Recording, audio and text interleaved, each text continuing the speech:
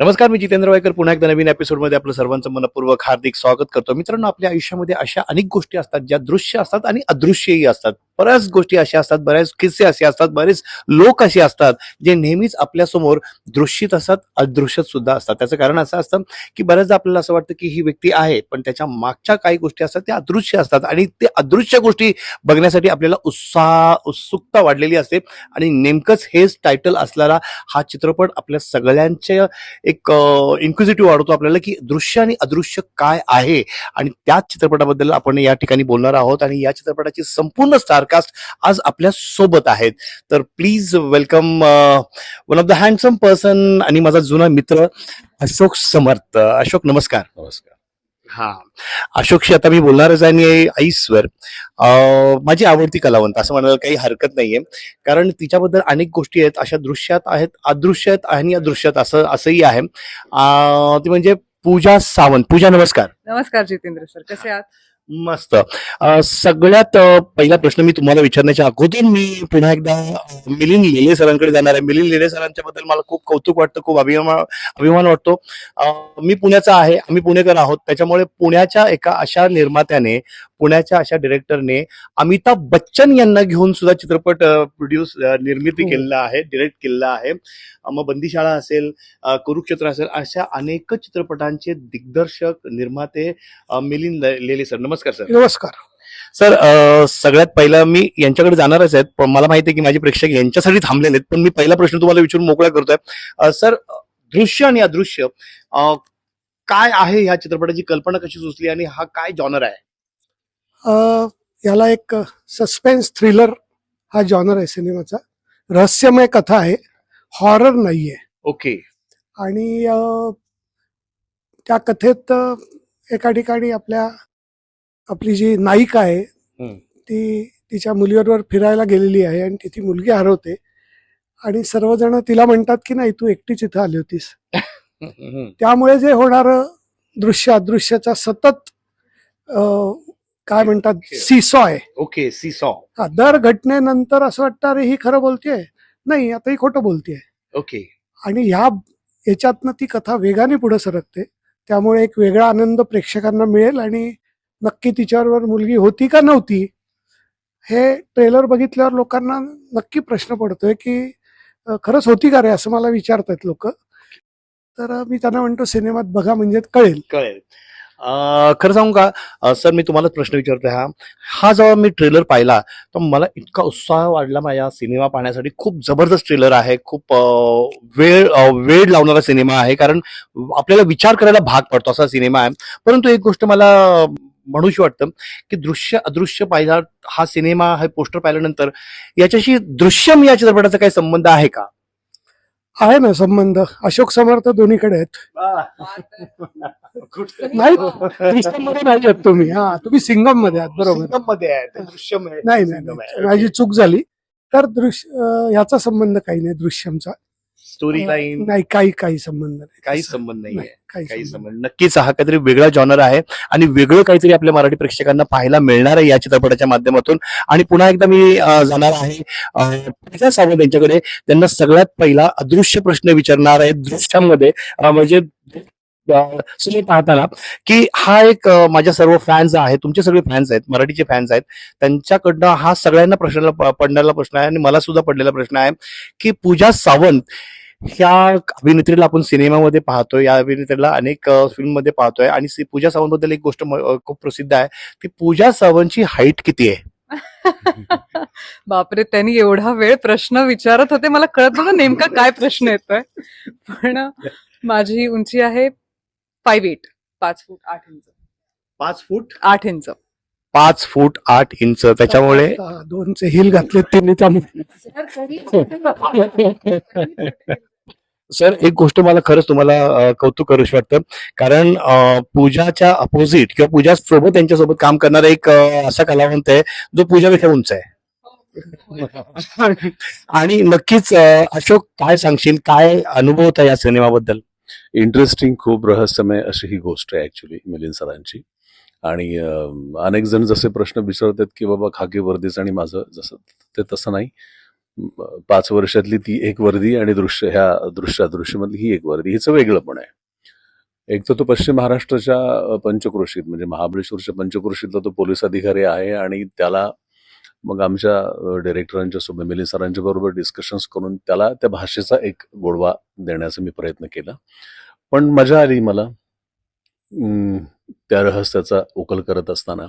कारण normal investigation ही प्रक्रिया थोडीशी डिपार्टमेंटसाठी वेगळी असते, पण जेव्हा अशी काही मॅटर्स समोर येतात ज्याचा मानसिक आणि भावनिक कनेक्शन्स असतं त्यावेळेला त्याच्याकरता पण ते चॅलेंजिंग असतं. कारण जोपर्यंत त्याचं ते मूळ सापडत नाही तोपर्यंत त्याला त्या अधिकारी या नात्यानं का असे ना तो त्या इमोशनच्या प्रवासामध्ये कुठेतरी थोडासा हरवलेला असतो की यार हे क्या है, मतलब हे खरं की हे खोटं आहे. आणि मग जर ते खोटं असं मला त्या कॅरेक्टरला जेव्हा वाटत राहतं तोपर्यंत डिपार्टमेंटचा अधिकारी म्हणून तो त्या ॲग्रेशन तो समोरच्या व्यक्तीवरती काढता येत नाहीये, कारण तिच्याकडून जे पोहोचलेलं आहे ते इमोशन एका आईचं आहे.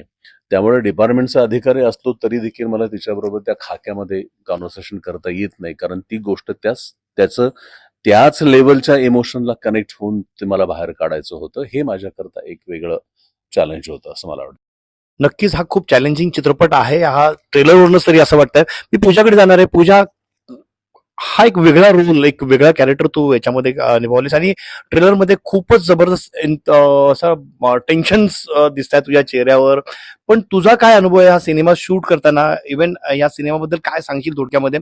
आणि एक गोष्ट मला तुझ्याकडनं ऐकायची आहे, तुझे फॅन फॉलोइंग प्रचंड आहेत आणि त्या सगळ्या फॅन्सनी हा चित्रपट का बघायला यायचा, हे मला एक व्यवस्थित उत्तर मला अपेक्षित आहे, जेणेकरून आम्ही सगळेजण हा चित्रपट पाहायला जाऊ.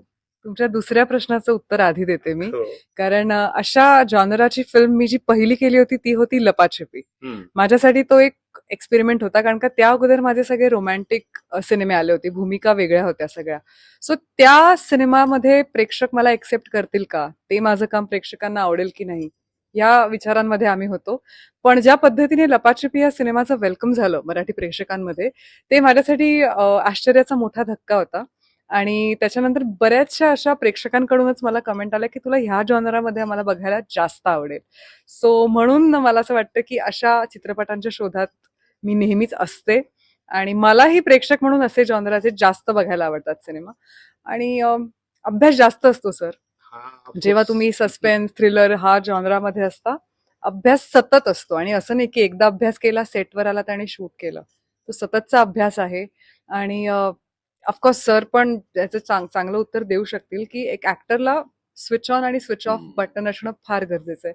सो जेव्हा असे इंटेन्स रोल तुम्ही करत असताना तेव्हा ते स्विच ऑन स्विच ऑफचं बटन तुमचं स्ट्रॉंगली ऍक्टिव्हेटेड पाहिजे. कारण अशा काही गोष्टी ज्या आम्ही सिनेमात शूट करतोय, शूट संपल्यावर आम्ही त्या घरी नाही घेऊन जाऊ शकत, because it's very intense, it's very dark. तर मला असे चॅलेंजेस जरा आवडतात सिनेमा करताना. नक्कीच मी सरांना प्रश्न विचारणार आहे. सर, तुमची स्टारकास्ट आहे खूप जबरदस्त आहे, खूप जबरदस्त आहे. अशोक सरांची एक वेगळी फॅन फॉलोइंग आहे, पूजाचं वेगळी फॅन फॉलोइंग आहे. परंतु तुम्ही या लोकांना स्टारकास्ट केले आहेत आणि काय म्हणजे तुमच्या डोक्यामध्ये काय विजन होतं? हेच होते तुमच्या डोक्यामध्ये की अजून वेगळं काय होतं? काय सांगाल याच्याबद्दल? नाही, लिहिताना प्रत्येक कॅरेक्टर लिहिताना त्याच्यात कोण सूट होईल हे आपण आधी डिझाईन करत असतो, त्यानुसार लिहिलं जातं. काही वेळा असं होतं की नाही, ते नाही जमत आहे आपल्याला, तर मग थोडे डायलॉगमध्येही फरक पडतो, त्याचं कॅरेक्टर कसं आहे, त्याचं बॉडी लँग्वेज कशी आहे. पण या सिनेमाच्या बाबतीत असं नाही झालं की लिहिताना आम्ही जी कॅरेक्टर लिहिली त्यात पहिला म्हणजे हिरोईन ओरिएंटेड सिनेमा असल्यामुळे कोणाला हे शोभून दिसेल, कोणाला हे जमेल. तर आणि छान म्हणजे ती लहान मुलगी आहे, तिला ती आई वाटली पाहिजे, ती रोमॅन्टिकही वाटली पाहिजे, ती तडफदारही वाटली पाहिजे. असं सगळ्याचं एक सरमिसळ असलेली कलाकार कोण, तर पूजाचा आम्ही, कारण त्याच्या आधी बराच काळ पूजाचा सिनेमाही आलेला नव्हता. त्यामुळे पण दुसरं हे होतं की तिचं आता लग्न झालं, ती ऑस्ट्रेलियात गेली आहे. तर आम्ही निर्मात्यानं म्हणलं जाऊन तिकडे जाऊन विचारून तर येतो. म्हणून आम्ही प्रयत्न केला, तर ती म्हणली मी आता भारतातच आहे, भेटूया. आणि मग पहिला चॉईस असतो आणि तो ओके झाला. तिलाही कथा, अनेक वेळा असं कथा तिला नाही आवडली तर आपण प्लॅन बीचा विचार करतो, प्लॅन सी असतो. पण तिलाही ती कथाही आवडली, जुळून आलं. अशोक सरांचं माझी ओळख नव्हती, हिची नव्हती, पहिलेच आम्ही काम केलं होतं, माहिती असतो एकमेकांना. माझा जो असोसिएट डिरेक्टर आहे सुनील मांजरेकर, त्याच्यावर बसताना ही भूमिका कोण करेल, माझ्या आधीच्या सिनेमात शरद पंक्षांनी बऱ्याच भूमिका केल्या. त्या ट्रेलर बघितल्यावर त्यांचं मला हे आला, मला विसरलात का? तर त्यावेळी चर्चा करताना निघालं की अशोक समर्थांना विचारूया का. सुनीलनी सुचवलं आणि म्हटलं अरे पण ओळख नाही काय, माझा मित्र आहे, मी विचारतो. लगेच फोन लावला, पुण्यातच होते, या भेटायला. भेटलो आणि मग जमून गेलं सगळं.